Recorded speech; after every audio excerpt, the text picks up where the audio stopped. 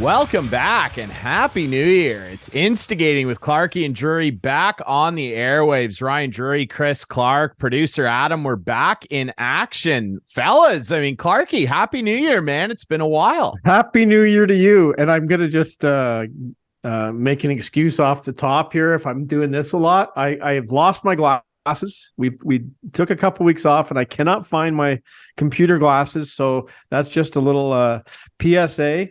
Moving forward, that I'm going to be looking like this because I got to look out of the bottom of my glasses. You know what it's like. No, you don't. No, I don't, because I don't lose stuff. And yeah, you're just looking out of like the bottom of your head right now for our viewers. That's great. Anyway.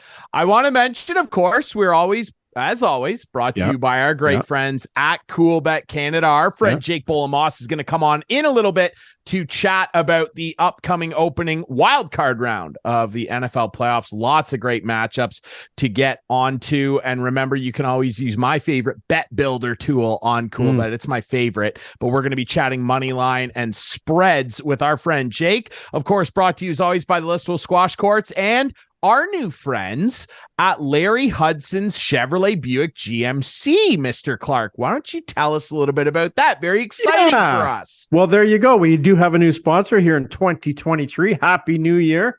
And right now, as you know, Ryan, I work there, so it's kind of good. But right now, we have an abundance of Colorados in canyons, blue and black. If you like blue, I love the blue color. Blue is my color, actually. I'm a blue guy. I love the blue. It's leaf blue. That's what I call it, maple leaf blue. But we have an abundance of them right now. So we have a special on right now. If you come on down to Larry Hudson's, free winter tires. How's that? Free winter tires. And who can't use a $500 gas card? That too, with every purchase of a Colorado or Canyon. There's the inside. It's got Apple CarPlay, Android Auto. It's really a nice little truck. It is the mid-size truck. It's not the big Sierra or Silverado, but it's a very nicely equipped truck. So if you have a sales rep already, please come down and ask for your sales rep. If you don't, Clarkie is your guy. Clarkie's your guy. 1000 Wallace Avenue North in Listwell. Hudson's has it. Beautiful. I love it. Free winter tires. That? Free winter tires and hey, a $500 gas card and in this economy, that means you can fill up twice. So that's pretty great. Come on now. The Colorado and Canyons are pretty good on gas. You know, they are good on gas, actually. They have the little 3.6 liter V6. So still, you can tow and stuff, but not bad on fuel little as well. Trucks, eh? Yeah, they are. They absolutely are. Yep. Got some punch. Absolutely. They do. You can fill up 4 times in today's economy. I would say, and that's nothing to do with the vehicle. That's nothing to do with the vehicle. Price of the gas. I get it. That's the evil gas wizards at Exxon or whoever the hell's extracting oil these days. Yeah, yes, exactly. thank you for that. But GMC Colorado, hey, look at that. It's beautiful. Thanks to our friends at Larry Hudson's. You know who else is a little black and blue? Czechia. After that World Junior Final, man, oh man, Czechia, not Czechia. Yes, Czechia. Yes, thanks for checking me on Czechia. No problem. Let's get the name of the country right. And let's get the refereeing right. Like, okay, let's just get this out of the way. Yeah, let's get it out of the way. Canada, awesome that they won gold. I'm thrilled that they won gold. That was the worst refed World Junior tournament of all time. Hold on, why? The refereeing was atrocious. Are you talking about a certain call? I'm talking about almost every single call. I would say the balance of 90% of the calls were horrific. And it all started started with the ridiculous Zach Dean 5-minute major in the opening game against Czechia on Boxing Day, which was embarrassing that was a call. He didn't even get the guy's head. And again, the European rules, you just let guys skate around with your head buried up your ass with a guy right against the boards with the puck. And the guy lays a clean check right into his chest and he gets a 5-minute major. We cannot, it's going to happen because it's the IIHF that sanctions the tournament. I can't do this anymore. Like the European style of reffing, I don't want it. Here's the problem. You can't put a Canadian ref on when there's a Canadian game on. That's the problem. But I agree with you. Like, you just don't trust these guys to be, impartial. That's basically the bottom line, because we know that the best referees are in Canada and probably the US to a certain degree as well. We know that. But when it comes to the IHF knows that. Yeah. But they can't do it. They can't do it. And you're right. You're right. And it's not even for me, Clarky, a question of impartiality. Mm-hmm. That's not my issue here. It's the standard and the things that they pick and choose. No, I'm not talking about that. I'm talking about that's the IHF's right. Excuse of not putting. You don't want to have ref. Nothing but they don't think they'll be impartial. Oh, the Canadian ref's going to just call penalties on the other team all the time. Come on, right? Come on. If you watch a Leaf game with a Canadian referee, give me a break. You look. Now let's not get off track here. Give me a break, Austin Matthews. It's not the way it goes. But let's go the other way with that argument, though, because the way that the game was reffed, that Boxing Day game, and I'm not talking about just Canada here. I'm not whining on behalf of our guys not getting calls or something. Every game of the tournament was horrifically reffed. Yeah. Mm-hmm. I thought they were terrible from first whistle to last. I thought they were a joke, and it's frustrating for everybody. Most of these guys, the high-end guys, are going to go play in the NHL, where they're going to be used to a completely different standard of refereeing, the way the game should be played, with some physicality and some punch. And the calls that were not getting called on Canada in that Boxing Day game and in the gold medal game, Czechia should have been shorthanded about 5 or 6 times in the first period alone on their power play that they had. And I know what everybody's going to say. Ryan, both teams only had 1 power play. That's not what refs are there for. Right. You call it's not to count how many power plays and then make up. No, it's not. We're not Tim Peel here.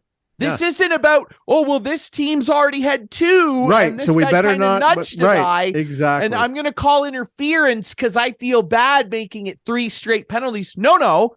If it's a penalty, it's a penalty. Right. And on the power play that Czechia had, there were 2 hooks and a trip not called on Canada players trying to clear the puck. That is a blatant every single time call. When you're shorthanded, the referee should be enhanced on what you're doing. You're trying to just fight the puck out of the zone. It doesn't matter. I thought they were awful. I thought that the refereeing standard in every game, Sweden, Slovakia, Austria, Germany, they were all bad. And I never want to see that collection of referees again. And to be perfectly frank, it made me sick at the end on live television after Dylan Guenther scored the OT winner for golden goal with the one, I would say, the best goal song in Canadian World Juniors history, heaving away for the boys. Well, okay. I think he was just shocked. Like, he couldn't believe that he scored that goal. Can Adam play it? Does Adam have that song? We should play it. We should play it. That's putting him on the spot. Get it in post there, Adam. Yeah. No, play it. It's the best goal song ever, but it made me sick when they got awards at the end. The referee crew all got awards. I know they do it every year. I almost threw up. Reward for the referees. It's crazy. Let me just say this, and this is going to piss off a lot of our friends who are referees, our buddy Steve, of course, and there are a lot of great officials out there. But let me just be very clear. When it comes to the on-field, on-court, or on-ice product, that's strictly. The referees are the worst part of sports. They are. Hey, they are. Dude, Leafs Nashville Wednesday night was atrocious as well. It was awful. That headshot on Kampf was right? A 5-minute major every day of the week. But Kampf got up. You know what salt in the wound was? When they made him go to the dark room. The quiet room. That made sense. Of course it made sense, but also, how can you not call a penalty and then send him to the dark room? Like, give me a break. And the referee's like looking for that holding the stick call a minute earlier. And it's like, I didn't see the hold of the stick. I saw a lean and like, but how can you like make sure you call the holding the stick call, which isn't going to hurt anybody. And then how do you see that gets elbowed in the head, interference, not looking, targets the head, and no call. And then Morgan Riley gets a high stick in the face with a ref 5 feet from him with 4 minutes to go. The Leafs in the high stick. Luckily, they got together this time and made the right call. But like, how in the world? I know. And Ryan, I've said it for 10 years. They need one upstairs in the press They do. Box. Take they one do. off the ice and get one upstairs and let them watch things and let them look at replays and say, "Oh, I can't do it anymore, Clarky. Look, it's ridiculous.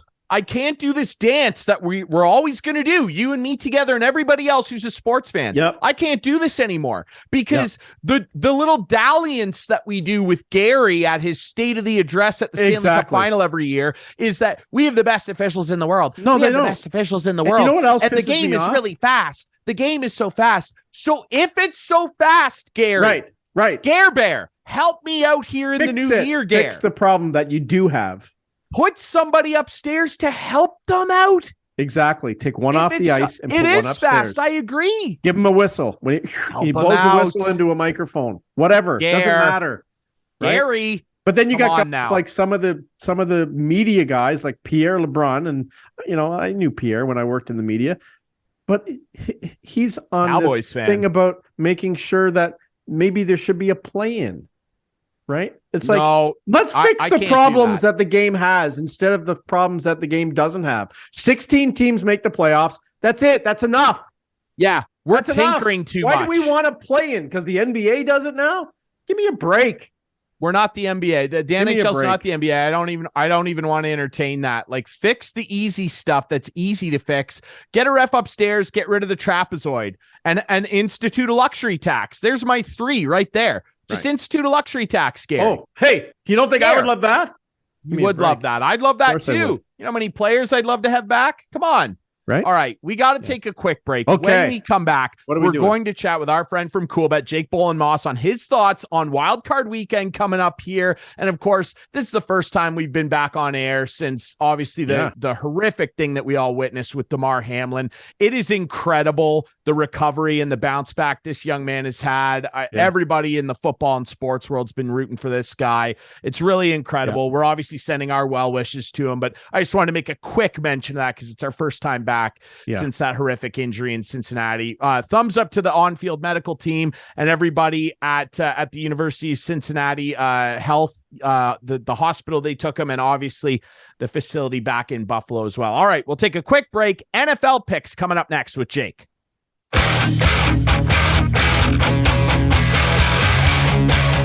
Welcome back to Instigating with Clarky and Drury. Very pleased to be joined by our good buddy from our great sponsor at Coolbet, Jake Bolin-Moss, our betting expert. Jake, Happy New Year, man. How are you?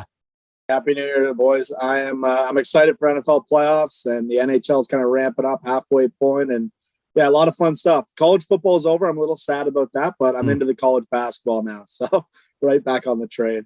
So midway point for our beloved Maple Leafs. Where do you see this team going? Let's open it up with a nice generic question for you.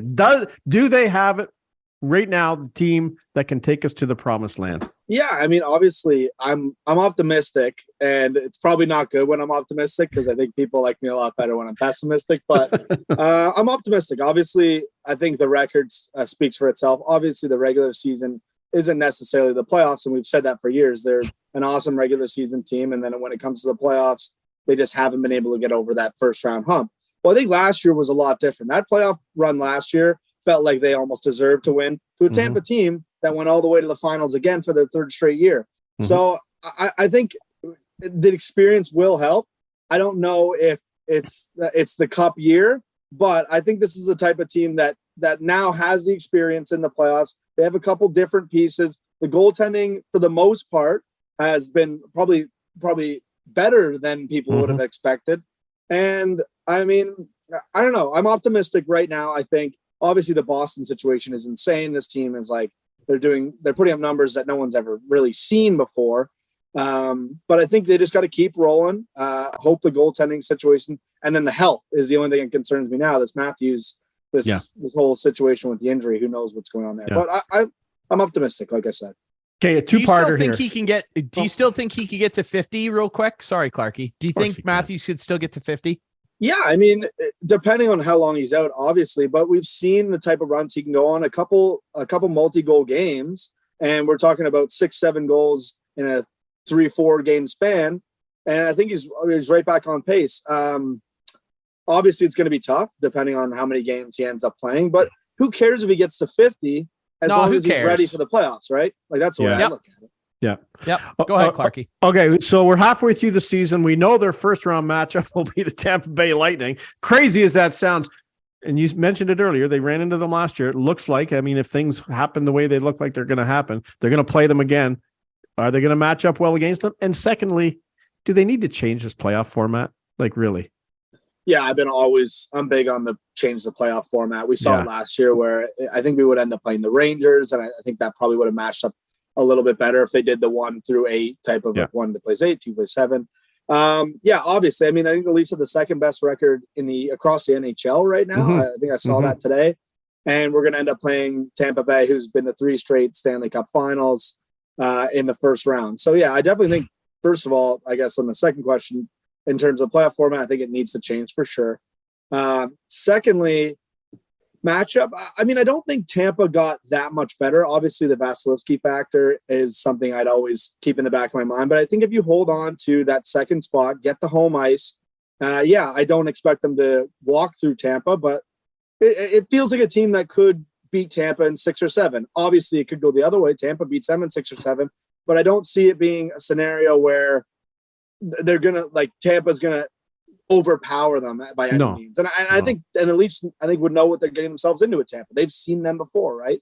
And we just hope it's not like the Boston first round exits that we've seen. So yeah, exactly. Yeah, the new Boston, that wouldn't be good. Well, it's interesting. Yeah, I agree. Like, I just want them to go back to 1v8 and on down 2-7, because, like, Gary's built this whole thing with, we're built on rivalries, and, like, rivalries are great. It's great, but the rivalries aren't going to go anywhere. Like, Toronto Boston's always going to be a hot ticket. Is it fun in the playoffs? Yes. But, or Wash Pitt in the heyday, Chicago, Vancouver. Yeah. Like, the rivalries are fun. What about the opportunity for new rivalries? I just mentioned Vancouver, Chicago. That wasn't a rivalry until they started playing each other in the playoffs, and they were still doing the 1v8 thing. Then it became a rivalry. What about the opportunity for new rivalries, Gary? Come on. We want to throw our money down on some interesting stuff here. We don't want to see the same teams all the time. Well, I agree. If they love the rivalries so much, wouldn't it be better if the Leafs played Boston in the conference final? Yes. As opposed to the first round? Yes. Who cares about the first round? Right. Like, why not play Boston in the conference final? And then it's like, wow, look at this Leafs-Boston rivalry that we've talked about. They're meeting in the playoffs in a super important series for both teams. You know what I mean? Like, I don't know. Like, I'm looking at the standings now. If it was 1v8, it'd be Boston, Pitt. We'd still end up playing Tampa as it stood today. Obviously, that might change. But it looks like in the Eastern Conference, I have that right, Boston, Pitt, Tampa, Toronto, Carolina, Washington, New York, New Jersey, just based on point standings there. But oh my God. New York, New Jersey in the first round. That would be great. Yeah, that's another one that could be second or third round. Talk about rivalries. Carolina Wash, they have a hate on for Rod the Bod, and Ovi beat up Svechnikov a couple of years ago. Yeah, like, come on, mix it up a little bit here, Gary. Like, I don't know. I completely agree with that. And overall, I think the Leafs are in pretty good shape, as they always are at this time of year. They're playing a lot better playoff hockey. They really are. Their goals against is way down. No doubt. They have for some reason, they have great depth of defense right now. Like, Connor Timmins is coming in and playing well. Like, I'm finding it hard to take him out of the lineup. I really am. The Toronto Sioux Greyhounds have really he's been good. Stepped it up. He's been good. And jokes aside, he's come in and given them some valuable minutes. He really, really has, after being a cast-off from Mullet Arena. He can move the puck. He's big. He can hit. He can shoot. He's got all the tools, it seems.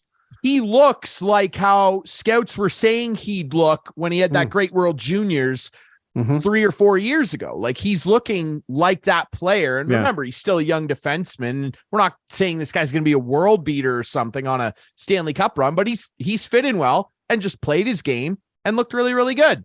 I do wonder as well, Jake, before we move on to our NFL picks, which is the big focus. It's a big weekend, one of the most fun weekends to bet on. And remember to use our friends at CoolBet to do that.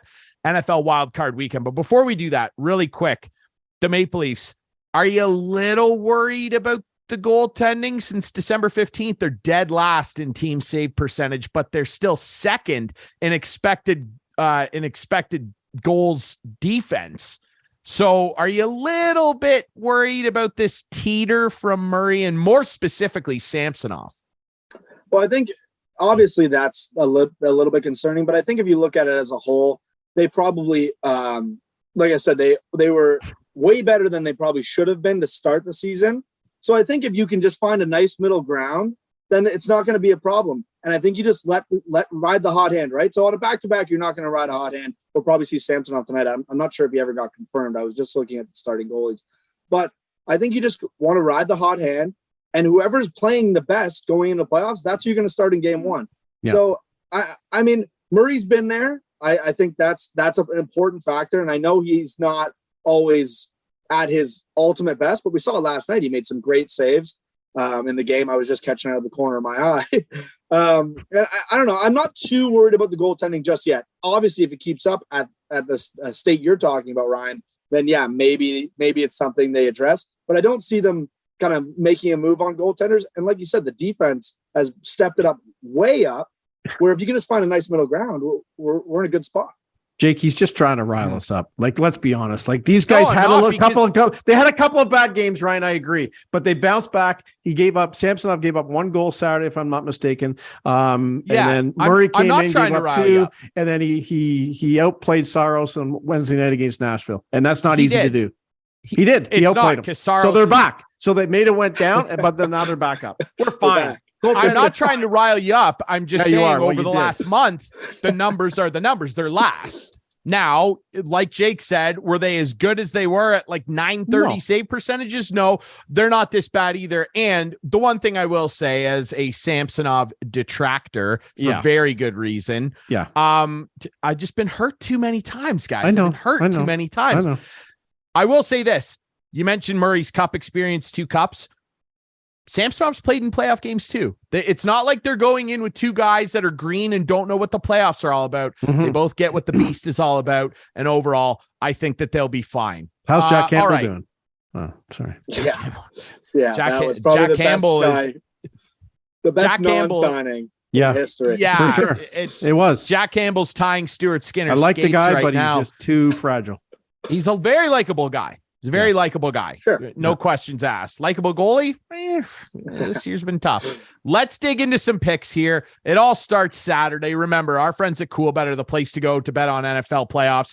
Let's start with Seahawks Niners. The line is 9.5, which, given what Seattle was able to do, it's incredible they made the playoffs. People were talking about this team at the start of the year with Geno under center being like a 2 or 3 win team. No way. He broke franchise records for passing yards. Geno was legit. They got that Walker kid back there. They got a good running game. I think 9.5 in terms of a line is a little bit generous, Jake, but I do like the Niners on the money line. That defense is just too good. What are your thoughts on this one?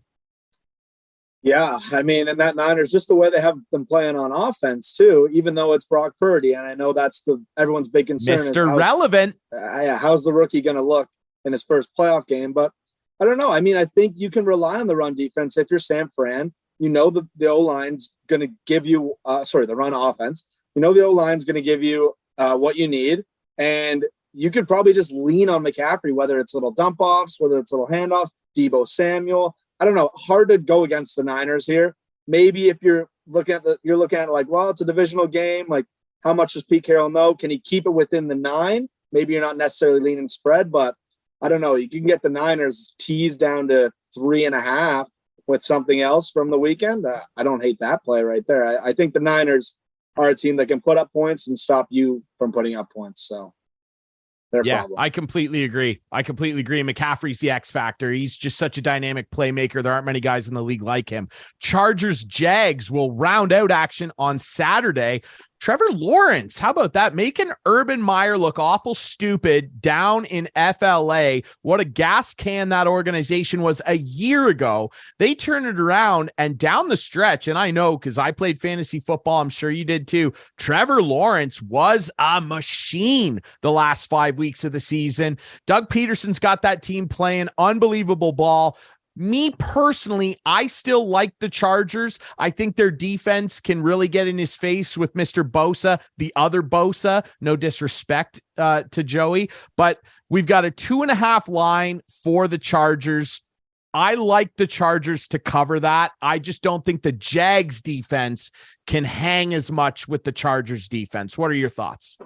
Yeah, I mean, I definitely don't disagree with you in terms of the Chargers covering, but it feels like one of these underdogs is going to win outright. And this feels like it could be, obviously it's the closest one, but maybe it's Jacksonville. Jacksonville gets the home game, and we know they've had some home playoff games in the past. I think they won the division, I don't know, 5-6 years ago when they had Bortles, went all the way to an AFC championship. So I don't know if that place is rocking and they're up in Herbert's grill when he's on offense. I don't know. I think they can make it. I think they can make it difficult. I think it could be tight. I'd probably lean value on maybe Jacksonville money line, but I don't necessarily believe that another guy who's making his first playoff start. I guess they both are. This is his first playoff start for Herbert too. Do I have that right? I think he's played a wild card game and lost. Okay. Yeah, maybe you're right. I'm not sure, but yeah, Trevor Lawrence, do you want to rely on a guy who's never made a start in the playoffs before? I don't know, but maybe it's one of those scenarios where you don't know what you're getting yourself into. It's your first playoff game and you're just like, well, let's just go out and ball. So I'd probably lean value-wise Jacksonville money line, but I don't disagree with you in terms of the Chargers covering that 2.5. And I think at one point it was a pick 'em for this game, and now it's up to 2.5, which makes me think probably the smart money is on the Chargers. Yeah, I would think so too. And Mike Williams is going to be healthy. Etienne Jr. could be a big X factor there. And hey, the Jags could absolutely win. I'm just more comfortable with the big hose on Herbert. I think that guy can launch it, and he's probably going to come up with a big play. We move into Sunday.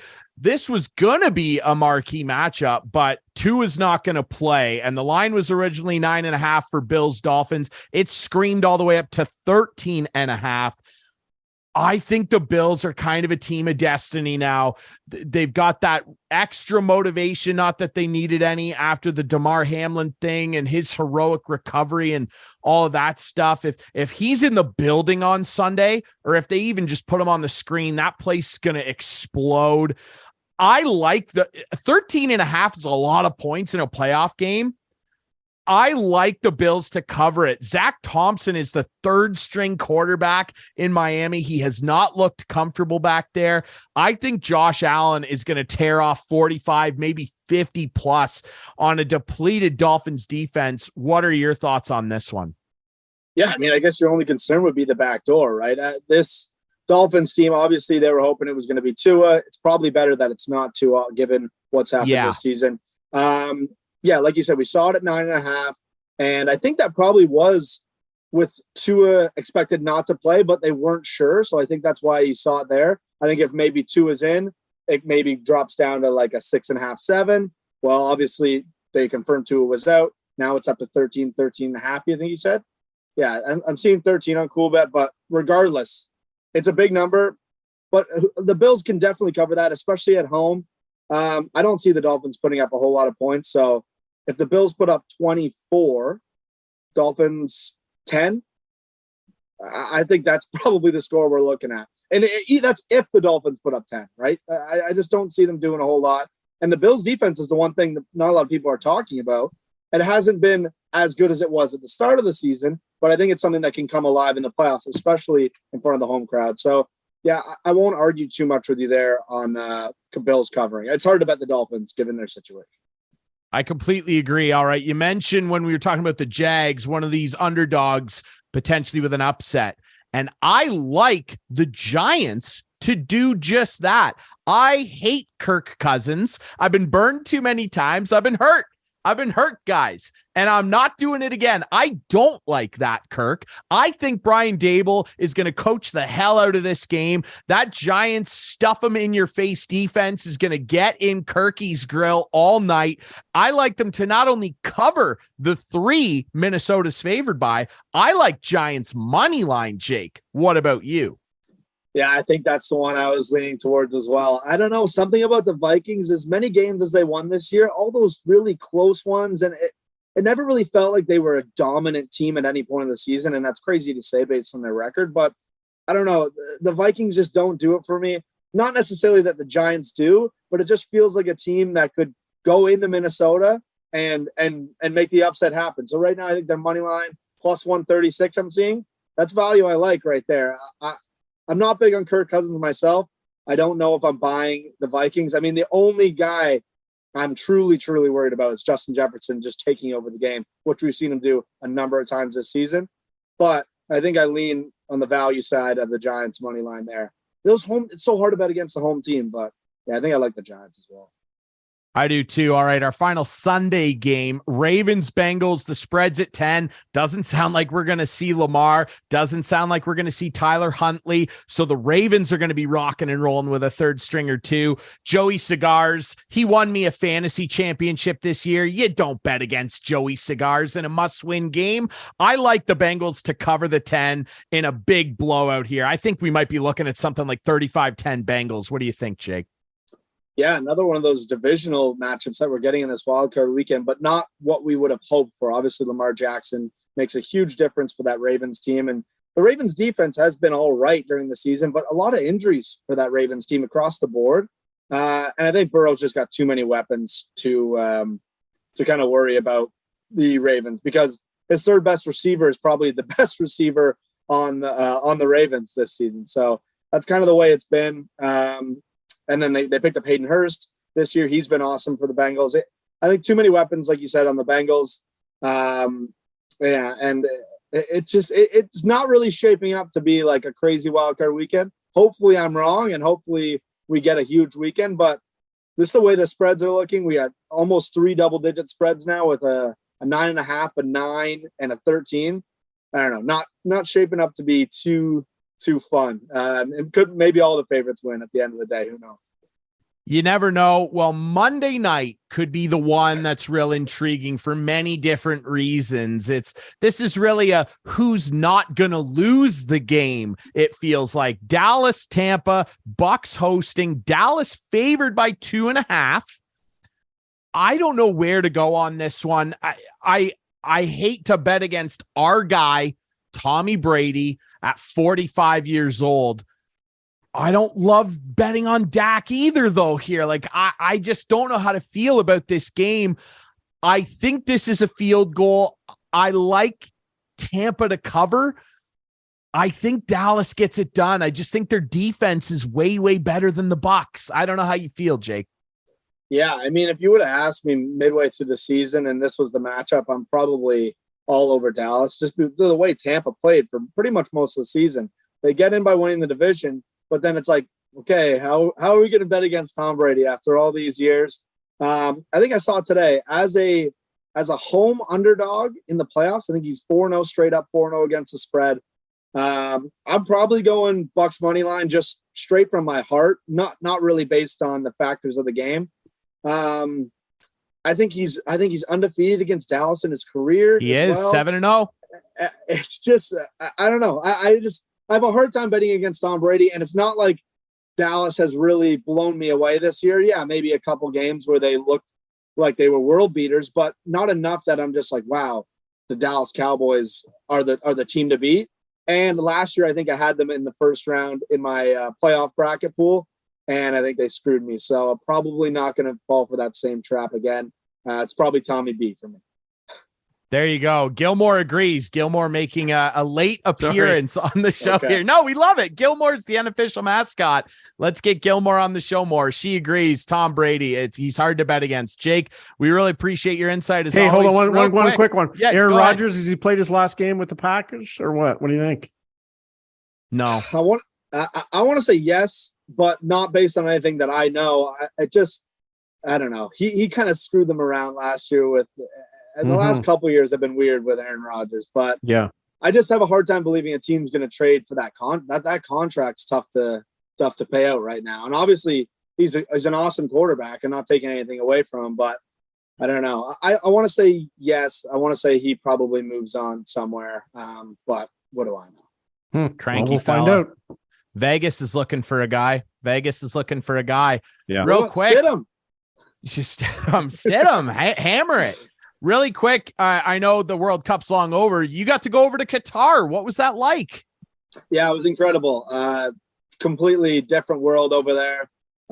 Awesome time, but super North Americanized too. A ton of restaurants that you recognize KFC, Wendy's, McDonald's. Like, it was crazy. You walk into their mall and you're like, I have all these same restaurants in the malls I go to back home. But yeah, it's pretty wild. Ubers were super cheap because of the gas reserve they have over there. And you don't pay a delivery fee when you order food. So that's some of the stuff I took away. Obviously, the games were amazing. I got to go to the 3 Canada games and then 2 other ones, Australia, Tunisia, and Ecuador,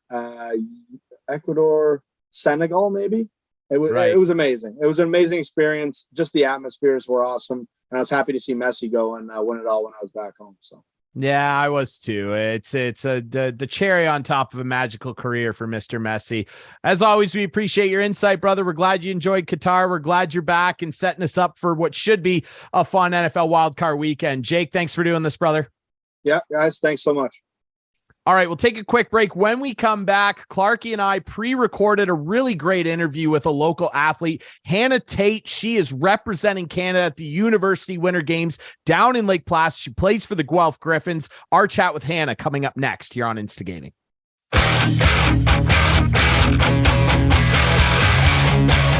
Welcome back to Instigating with Clarky and Drury. Drury still here alongside Chris Clark. Happy New Year, everybody. I know, it's not too late to be saying that. It's our first show back. I think we can still get away with telling people Happy New Year. Clarky, how are you, man? I'm good. I'm back. Still alive. It's good. Yeah. Still playing squash. Top 10 still.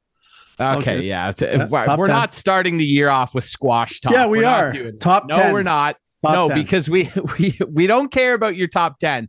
But we've got a top 10, some might say top tier guest on the show right now. Hannah Tait of the Guelph Gryphons, obviously playing CIS hockey. She is going to be taking part in the University Winter Games. That's in Lake Placid. And when this show airs, it will be just underway. Hannah, how are you? I'm really good. Thanks for having me. How are you guys? Well, you guys are good. You just said that. But yeah, I'm just excited. I'm excited. It's a new year. Happy to be here. As you should be. I mean, obviously, first things first, obviously it's exciting for you. You're going to be playing in the University Games. Of course, Clarky, we've interviewed people that have played in that. Of course, our friend Garrett McFadden, former Guelph Storm captain, he played in the Winter University Games a few years ago when they were held over in Russia. I know he had a great time. Obviously, that was a different world back then when Russia was hosting things. It'll be a little different vibe in Lake Placid, which is the site of many incredible hockey moments, including, of course, 1980. I guess first things first, Hannah, how's your season been going with the Guelph Gryphons? I know that they've got a really great program there. How are you enjoying the season? Yeah, it's been awesome. It's been really great to be back full, no restrictions with COVID and that sort of thing. We had a pretty solid first half. We have a really nice, good group of girls, fairly young team still, but we finished, I think, 3rd in our West division of the OUA. We're really tight with the Windsor, who's just above us. But yeah, we had a really good start. Lots of injuries, including myself. So a little bit of adversity to get through, but I think we have, we're really looking forward to this second half and hopefully peaking at the right time. And I think we have a lot more than we even showed last half, but it was a good start for sure. That's good. And Team Canada, you must be excited to put on the red and white for Canada coming up. When did you know you were on the radar screen, and how was the process as the selection was going on? Yeah, for sure. So I found out probably mid-September. So shortly after kind of coming back to Guelph, getting back into the swing of things, my coaches kind of just pulled me in and they're like, hey, look, you're on the long list for these World University Games in January. So just keep doing what you're doing. We don't want this to stress you out. Just play your game. They're just going to be watching you a little bit. So yeah, I found that out. And then November, they kind of November 1st, they shortened the list a little bit. So I knew I was still on the list, but I was competing with less girls. And then about halfway through November, I actually fell on my shoulder awkwardly and got injured. So that was a little bit scary for me because I knew they had seen me a little bit, but I wasn't sure where their heads were at. And I was pretty fortunate because one of my assistant coaches, Katie, she's also one of the assistant coaches for Team Canada. So she was pretty in the know and just kind of reassuring me it's okay. They know what you're capable of, that sort of thing. And then I kind of officially found out at the end of November that I was on the team. And it was I tried not to really think about it too much until I knew, because it's like easy to get your hopes up and that sort of thing. So when I found out, it was just kind of like crazy. Like I never thought. I don't know. It was just, yeah, really weird moment, but awesome. Really exciting. I guess so. And I guess, I don't know if you watched the World Juniors last week, but just the excitement of putting on that sweater. Did you sort of look at the juniors maybe a little bit different this time, thinking, I'm going to wear that jersey coming up? Yeah, for sure. Like, it's honestly something that I never thought. And I always, cheer. And I've had lots of friends like that have made like U18 worlds, and a good friend of mine actually went to the last Olympics. She was an alternate, like, and I've been around people that have worn it, but I've never really like, obviously everybody dreams of wearing it, but I honestly never thought it would come true for me. So yeah, watching the World Juniors, it's getting me really excited, and just crazy to me. Hannah, obviously, you're at a great school for hockey in Guelph. I'm pretty familiar with some of the people over on the men's side of the program. Of course, someone very well known to the Listowel area here where we live, Clarky, obviously Tonka Ted over there. Obviously Tonka Ted Nickel, the former captain of the Frontenacs, played for the Gryphons. Believe he's still playing there. And obviously a lot of great OHL players go through. What's it like for you? You find out you're playing for Team Canada, but in that lead up, you mentioned, you suffer an injury, and it's not similar to kind of where guys are maybe playing in the OHL and they're in high school. You're also taking university courses on top of this. It's a heavy workload. And then on top of that, you suffer an injury. What is your mindset during that time, and how are you kind of trying to keep yourself positive amongst that very heavy workload? Yeah, it's a lot, honestly. It's I'm very fortunate, like you're saying, at Guelph. We have great hockey programs, but just a great athletic department as a whole. Like, there's lots of support for athletes, whether it's mental health, like physical, lots of injury help. Like, I've been able to get into the sports doc lots. And honestly, my teammates have really helped me. Like, I know I'm going to be missing the first 2 weeks of classes. I know someone in every class. They're like, we'll send you everything. Like, we'll help you out. Like, there's just the support system here is just phenomenal, like in so many ways. And my teammates have really helped me through everything. And my coaches, I can't say enough amazing things about them. And the men's team, even, like I know Ted fairly well. And just great relationship with all athletes here, and lots of support whenever you need it. Well, Ted's you said quite a guy. Yeah, go ahead, Clark. I was going to say, you said you can't say enough about your coaches, but tell us about some of the coaches who had a big influence on you growing up. I mean, you're living now in the Exeter area. Where did you play your hockey growing up? And give a shout out to some of those coaches. Yeah, for sure. So I started playing in the Exeter area. I played a little bit of boys and a little bit of girls. I played up with my sister. She was a couple years older than me. So I had some great female coaches when I was growing up. Krista McCann being one of them, Carrie Fulton. Like, they were just amazing female role models. And I played another year of boys. Derek Beckett was our coach. And we went to the OMHA finals, and that was my last year before heading to the girls' side in London. An amazing team that was as well. But yeah, in London, I had another group of amazing coaches, Annette Darby being one that stands out to me. I was really successful in junior with Ted Brown. He always believed in me, and he helped me get to that next level and then connect with Rachel. But I would say that, the biggest influencers in my hockey career as coaches would be Rachel Flanagan and Katie Mora, who I have here at Guelph. I think it's just, they've both been captains of the University of Guelph. They played here. They're from here. Like, they've been here a while. So they're a lot more than just a coach. Like, they're anything you ever need. They're always there for you. They believe in you. They push you. They do it right. And I wouldn't be the player that I am today without them. Truly, it sounds kind of cliche, but it's very true. And I'm super excited that Katie will be traveling with me to FISU as well. We're chatting with Hannah Tait, an Exeter native, of course, playing for the Guelph Gryphons team, and she's going to be representing Canada at the University Games in Lake Placid. Hannah, you're talking about your role models as coaches, and obviously they play such a key role in any athlete's development as a young person. But of course, to get into any sport, you're inspired by people you're watching and seeing on TV that play the sport. And women's hockey and women's sports in general, rightly so, has been getting a much more increased platform, specifically over the last 5-10 years. But the women's national team was always a pretty big deal, right from when they started playing at the Olympics in 98 all the way through. I'm sure you grew up watching and idolizing some of those great women over the years. I always like to ask athletes, who inspired you? Was there a pro player that did it? Who were some athletes that you saw playing the game where you thought, I'd like to do that too? Yeah, for sure. I feel like for a lot of girls, Hayley Wickenheiser's a big one, just a legend in the female hockey world. And then more recently, kind of later on, would be Marie-Philippe Poulin. I think she's just incredible. Just the way that she carries herself on and off the ice is just amazing. Like, one thing that I kind of struggle with is sometimes having confidence, like as a leader and that sort of thing, or like if it's like a shootout, or that's like, even if my coaches want me to go, I'm kind of like, but like just watching her, like, I'm just thinking, I think it was at the Worlds, like there was like a penalty shot and they put her and just goes in, scores, just knows, like just so confident, but also just so humble at the same time. So she's definitely probably the biggest one for me, I would say. Full disclosure, Ryan, when we got that snowfall on Christmas Eve, I was stuck at my girlfriend Sue's, and not stuck there. That was not the right word, but I was supposed to come back home. I was supposed to come back home.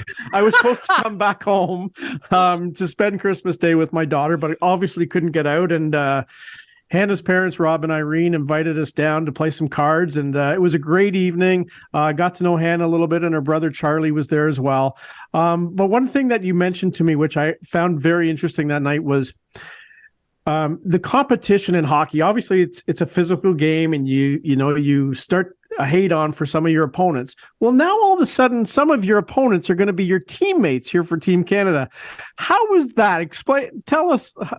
Maybe not exactly what you said to me on Christmas Eve, but like, just how is that now playing with some of these people who have been your, bitter rival? Yeah, absolutely. I haven't like practiced with the team or anything yet, or like got to know them in person, but we've had a few meetings and stuff, and it'll be interesting at the start. I'm sure we'll probably, when we connect, like talk about some times that we annoyed each other on the ice, but it's honestly as annoying as it, not annoying, but as like awkward as it might be kind of at the start, it'll be really nice to The reason I don't like playing against them is because they're really talented players that can make me look silly sometimes and that sort of thing. So to be able to play with them, I think will be a really, really great experience. And then coming back, like after the games, I think we play like Nipissing shortly after, and then I think Waterloo again. And like, so now I'll have friends that I'm playing against. Right. And it'll be an interesting dynamic, but yeah, I mean, I'm excited to play with. There's some really skilled players I'll be playing with, so that'll be fun. No, for sure, and it'll be different though. When after you play with them here as a group, to face them in your league play, it'll be different, I'm sure. Absolutely, I'm really excited. Also, a girl on my team is from Japan, so she'll be playing for Team Japan at the FISU game. Nice. So a girl on my Guelph team. So we're really excited to play against each other there as well. Obviously, we're not going to take it easy on each other on the ice, but I'm sure I'll see her around. And I think our Guelph friends are going to host a little watch party for that, but that'll be interesing as well. And who do you think the main competition will be at the games? You got any pre-scouting? Yeah, honestly, I don't really know. Like Japan, Chi is saying like a lot of their like Olympic national team will be on there, and like she's like, don't count us out. Like we're coming at you hard. Like USA obviously is always a good contender. Russia won't be there this year, so I guess maybe that's good for us. But I don't know. I think it'll all be tough, to be honest. But interesting. Yeah, it'll be a great tournament. I always find it fascinating, when players at any level have to come together and represent the country. Obviously, everybody's excited to be there, but it can be kind of interesting when somebody that you were maybe slashing in the back of the ankles 2 weeks ago, all of a sudden they're on your line or something. And I'll say this too. I mean, Clark, this, one of my favorite event I've still ever done play-by-play for. I did play-by-play for the Canadian National Women's Under-17 tournament a few years ago, and the chirping was absolutely vicious. I thought that, that I had heard some wild chirps in my days, just playing men's hockey and some senior. the chirping was on another level. Like there was some vicious stuff being exchanged. It was quite an adventure. Are you one of those chirpers, Hannah?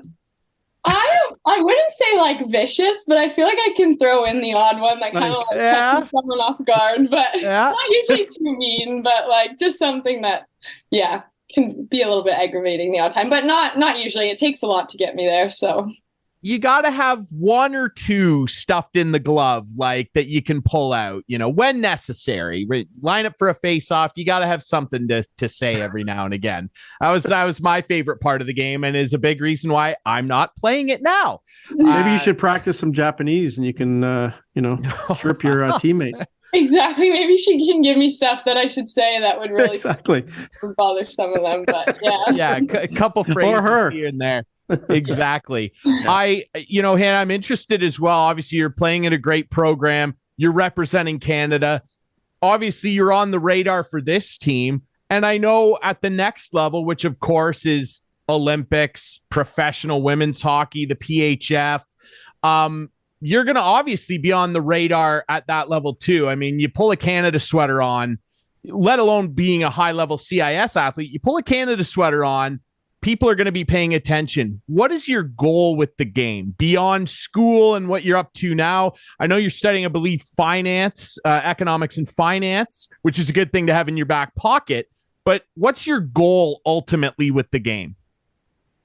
Yeah, to be honest, it's really great to see how far things are coming along, and like women are starting to get paid more, that sort of thing. I think to play pro would be really, really interesting. I wouldn't say I also have like some like career goals and that sort of thing. I've always been pretty motivated in the classroom, but I would say to play like professional hockey, either in like the PWHPA or like in the league that like the Toronto Sixes, and I don't know why I'm blanking on the name right now. The PHF, yeah. Yes. Okay. Sorry. That's what that would be really cool. And I know some girls, Katie Lowy being one, she was the captain of Guelph a few years ago before I got here. She led them to their national title. Like she played over in Europe for a few years. That's something I would definitely be interested in doing. Well, I think that you're on the right track. And I mean, I can tell you just from experience, obviously, Clarky, cousin Brad in the NHL, his son is playing over in Norway this year. And there's a lot of great opportunities for men and women over there with fully sanctioned pro leagues that, he just can't say enough good things about some of the stuff set up over in kind of the Nordic European countries. They got a lot of great infrastructure for men and women to go play there professionally. I do wonder as well, obviously doing a bit of research as I do on our guests and mentioning that, you're majoring, I believe, in economics and finance. That might not be a bad thing to have in your pocket, when you're done playing. Maybe you sit in the GM's chair. Is that something that would ever interest you?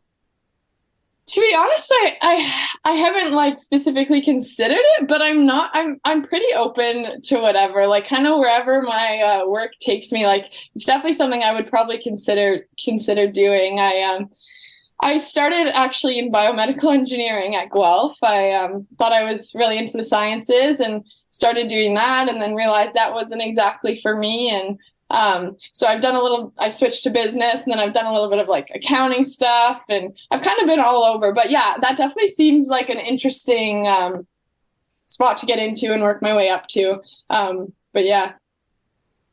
Well, that'd be interesting. Obviously, I think you've got a lot of different paths ahead of you, and just playing wise, you're obviously on a great career track. We really appreciate you joining us, Hannah. Best of luck at the university games. We're obviously full behind Team Canada. We're excited for you guys, and we'll be cheering you on. Thanks so much for doing this.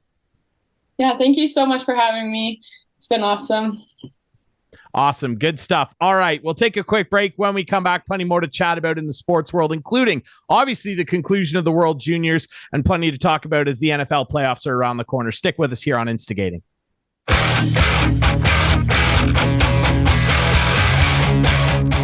Back to wrap things up here on our first Instigating with Clarky and Drury of 2023. Ryan Drury, Chris Clark, our producer Adam, back in the fold, keeping us on the airwaves. Really appreciate it. Obviously, a great show. Jake Bolin-Moss joining us from our friends at CoolBet to preview a great NFL wildcard weekend. Make sure you use our friends at CoolBet to place all your bets on all 6 exciting games. And of course, we really appreciate Hannah Tait of the Guelph Gryphons for joining us. And Clarky, Team Canada. Team Canada. He's on Team Canada. Team Canada. At the Winter University Games in Lake Placid, New York. Yeah. Site of the Miracle on Ice. Al Michaels, do you believe in miracles? Yes, we do. Canada never needs a miracle to win, though. Let's be honest here. Good start. Give us an update. Good start Wednesday. Good start against Slovakia. 4-0 start for Team Canada. So they're 1-0 as we record. Their next game is on Saturday. Now, I'm just saying what it says on the website for the official tournament. They play the Czech Republic. Well, I think we know they're Czechia now, but I don't know. Change that. I don't know. It says Czech Republic. So anyway, that is Saturday game 2. So Hannah Tait's Team Canada off to a good start. And you know what? Like, haven't we had a couple of incredible amateur athletes in the last month on this show with Hannah and Lauren Campbell? Like unbelievably well-spoken young women, and the future is bright for both of them for sure. Yeah, the future bright for athletics across many different genres of sports, if you will. Yeah. Of course, Lauren, an extremely talented swimmer heading to Illinois State. That's going to be incredible. Go Redbirds. We got to have her back on. For sure. You got to remember to remind me. We got to have her back on as she begins her semester next year. Don't worry. We'll get her on. I would love to hear all about the facilities. Maybe she can take us on a little tour through the facility. Like, that would be really cool. And Hannah's just she might have a PR person by then. We might have to go through PR. It might be you. Goodness. You might be a big wig by then.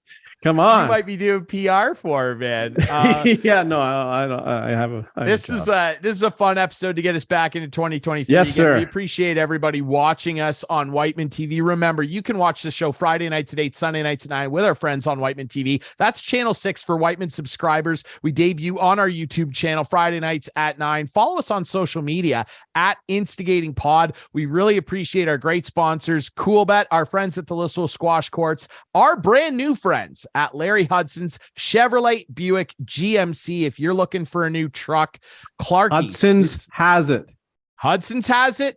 Clarky will hook you up. If you don't have somebody already, give me a call. Clarky is the guy. Give me a call or drop in. See. Call Easy first to be better. Place to find 1000 Wallace Avenue right here in beautiful Listowel, Ontario. Thanks to our new friends over at Larry Hudson's. All right, Clarky, that's it. You got any final thoughts here? No, 2023 is going to be an amazing year. And it's going to be the year. Your glasses. It's going to be I'm going to hopefully find my glasses for next show. But I just think something special is going to happen with my team. I really, really do.